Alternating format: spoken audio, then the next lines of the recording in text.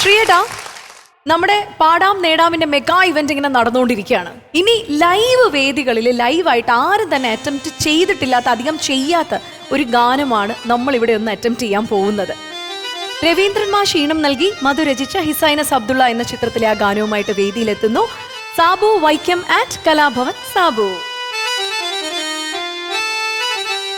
खुदा से याज़ मेरी कभी ये रात न गुजरे, मोहब्बत का हर एक लम्हा,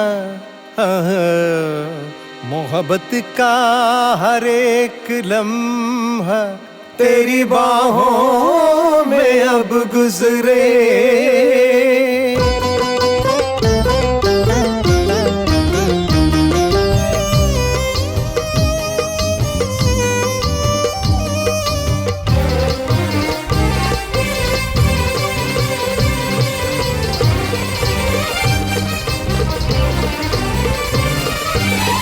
तू बड़ी माशाअल्लाह कहे अब्दुल्ला, तेरा जिलवा सुभान अल्लाह, कभी शबनम कभी शोला. मैं मजनू तू है मेरी लैला, दे दे दिल का प्यारा नजराना. तू बड़ी माशाअल्लाह कहे अब्दुल्ला, तेरा जिलवा सुभान अल्लाह, कभी शबनम कभी शोला.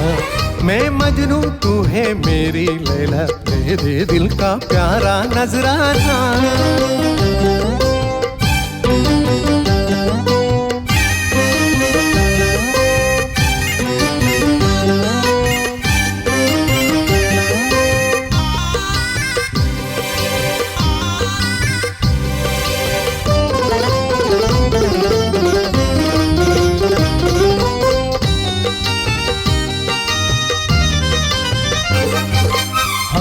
तेरे आशिक किस बात का शर्माना, किस बात का शर्माना. तू सीने सीने गाले ना चलेगा बहाना, ना चलेगा बहाना.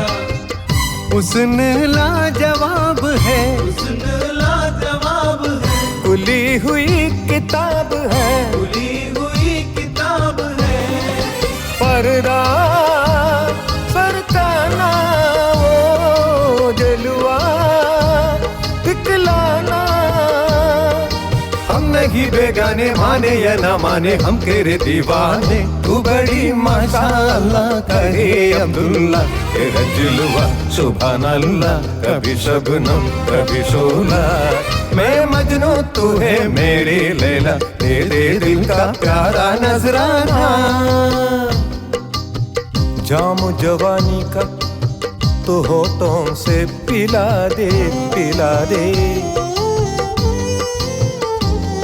रंग भरी महफिल में तू गुल नया खिला दे. ये यादा ये कमाल है, हाँ ये हुनूर बेमिसाल है.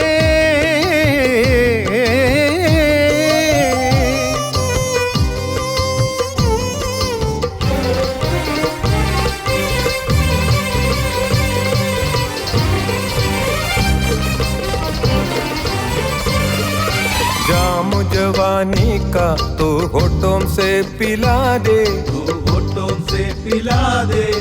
रंग भरी महफिल में तू गुल नया खिला दे, गुल नया खिला दे. ये अदा ये कमाल है, ये अदा ये कमाल है. ये हुनर बेमिसाल है, ये हुनर बेमिसाल है. ये समा सुहाना अरुमा मिटाना. हम नहीं अनजाने, माने या ना माने हम तेरे मस्ताने. तू बड़ी माशाअल्लाह कहे अब्दुल्ला, तेरा जलवा सुभान अल्लाह, कभी शबनम कभी शोला. मैं मजनू तू है मेरी लैला, तेरे दिल का प्यारा नजराना.